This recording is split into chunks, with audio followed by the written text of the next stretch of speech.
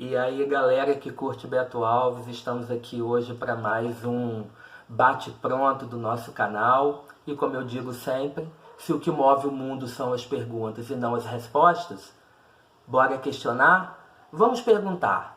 E a pergunta que eu proponho hoje, né, não poderia ser diferente, é sobre o que a gente comemorou essa semana. Aliás, comemoramos não, o que a gente lembrou essa semana, né, que foi a Semana da Consciência Negra, o Dia da Consciência Negra no dia 20 de novembro, e como vimos, né, várias rodas de debates e apresentações culturais pelo Brasil inteiro, refletindo e avaliando toda essa questão racial no nosso país, toda essa questão da dívida que o Brasil, o país, tem com o negro africano que veio para cá para trabalhar e para construir essa nação, uma nação como a nossa, que é uma nação ultra miscigenada, ela é formada da miscigenação de vários povos, e o que foi feito, né, com o negro, com o africano, foi inaceitável.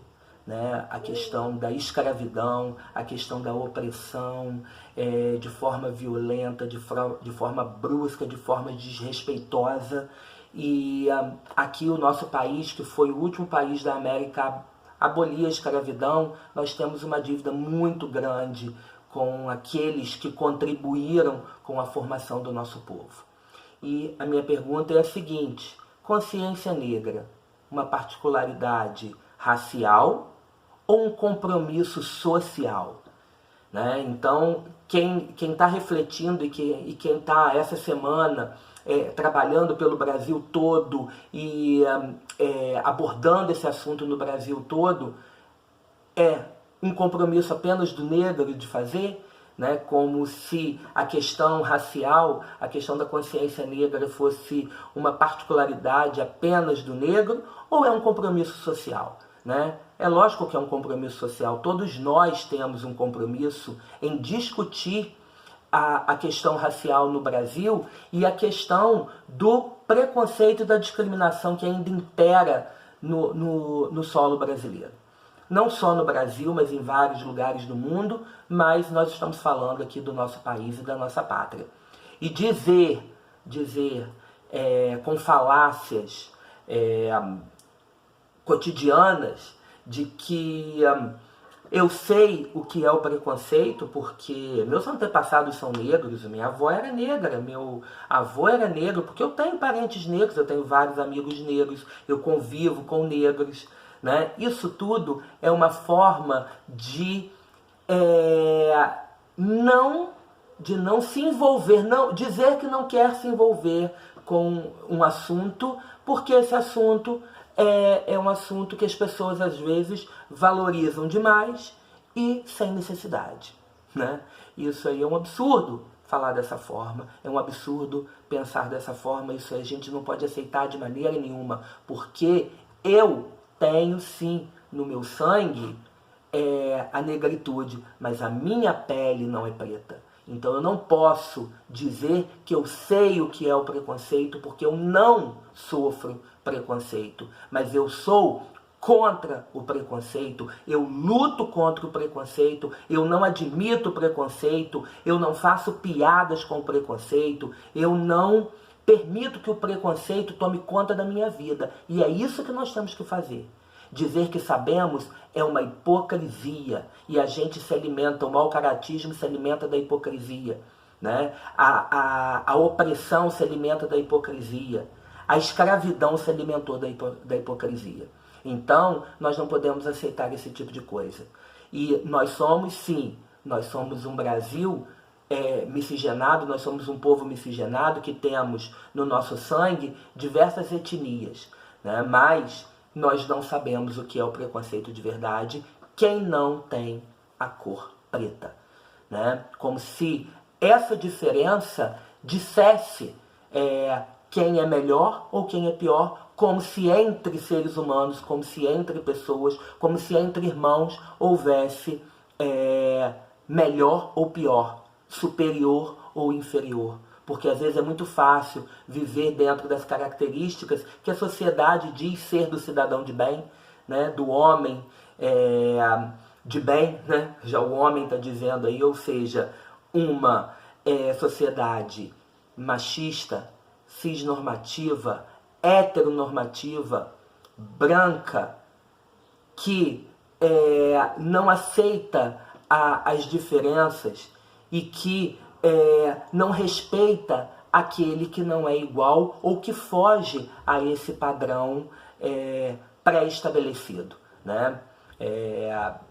De religião cristã, né? Que não aceita as diferenças de crenças que existem no nosso país. Então o que nós devemos, as diferenças existem, mas o que a gente tem que valorizar são as igualdades. Naquilo em que somos todos iguais, naquilo em que contribuímos juntos da mesma forma em prol de um objetivo comum.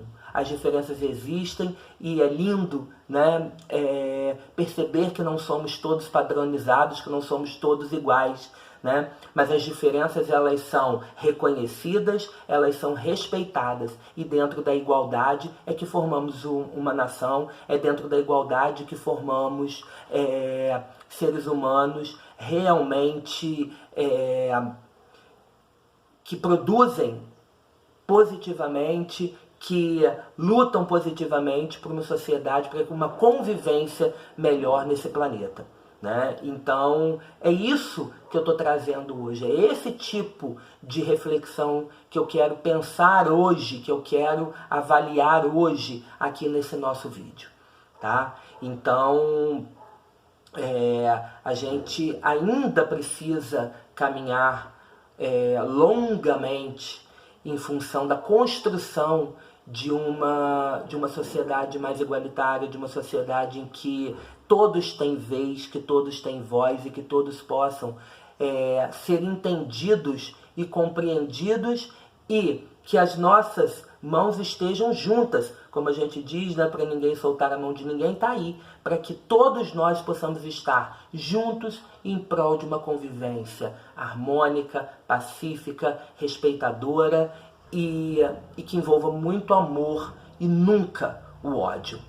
Então, eu quero, né, divulgar mais uma vez o meu livro, sobretudo, né, um livro que tem vários textos que falam um pouquinho de cada coisa, e tem uma parte aqui falando sobre a questão racial, e tem um texto falando especificamente sobre o negro. Depois eu vou deixar, né, na divulgação do vídeo no Facebook, no Instagram, né, nas redes sociais, um trecho desse texto que me deixou muito feliz, né, quando eu escrevi, né, ele traz essa ilustração aqui, né, o texto, ilustração minha, né, e que mostra bem o nosso país multicor, né, o nosso país verde, o nosso país amarelo, o nosso país azul, mas o nosso país negro, né, aquele que contribuiu com seu sangue e com seu suor,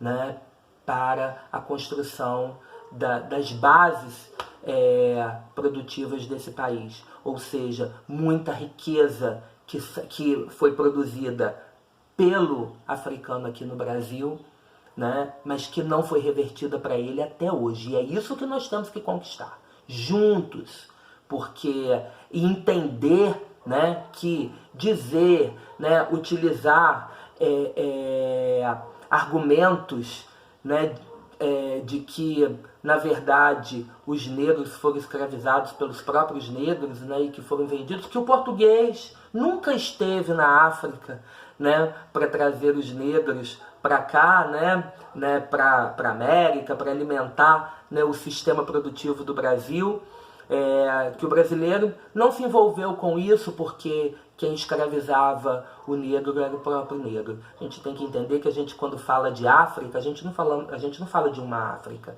a gente fala de diversas Áfricas. Nós falamos de diversos africanos, de um continente com uma diversidade também múltipla.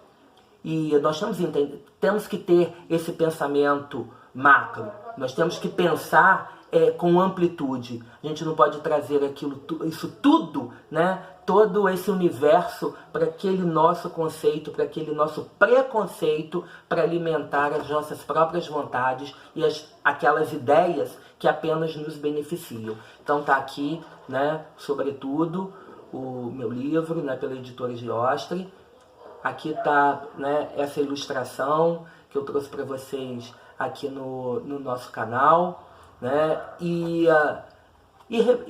né, reforçar o argumento que eu coloquei inicialmente, que essa questão da consciência negra, ela é uma consciência, ela tem que ser um compromisso social. E viva Zumbi dos Palmares, viva Dandara, viva Marielle, mulher negra que fugiu de todos os padrões, mulher negra, lésbica e de comunidade pobre, que batalhou, que se aprofundou, que se dedicou a conhecer a sua história, conhecer a nossa história para fazer um mundo melhor. E eu quero encerrar aqui o nosso vídeo de hoje, o nosso programa, com um pensamento escrito pelo reverendo Cristiano, um homem engajado nas lutas sociais, nas lutas raciais, nas lutas pelos direitos da diversidade sexual, e um homem de muito valor e de muita consciência negra. E é com o pensamento dele que eu quero encerrar o nosso vídeo de hoje, tá? Consciência negra. De fato, consciência não possui cor, mas a negritude possui consciência do que se fez e se faz com sua cor. Então, esse é o pensamento do reverendo Cristiano Alves, e deixo então aí com vocês para vocês refletirem. Enfim, sacou?